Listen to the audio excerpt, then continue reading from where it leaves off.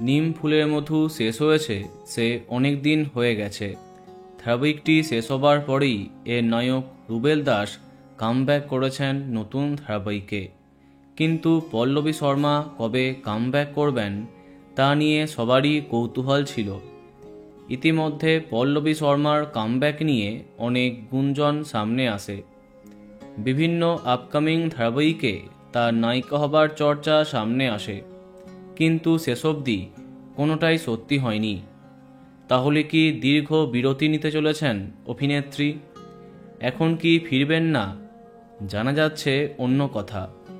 টেলিপাড়ায় গুঞ্জন তার এইবারের বিরতি খুব বেশি হচ্ছে না। তার আগের চ্যানেল অর্থাৎ জি বাংলার নতুন আপকামিং ধারাবাহিকে ফিরছেন পল্লবী শর্মা।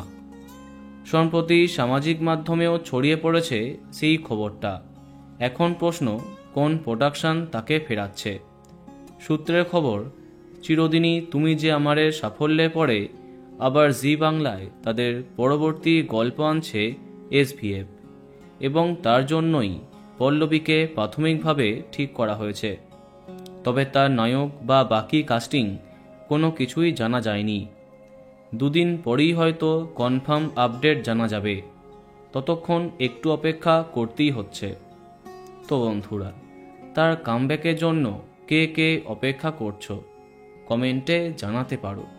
আর এই রকমই আরও অনেক ভিডিও পেতে সাবস্ক্রাইব কারেন্ট পজ। ধন্যবাদ।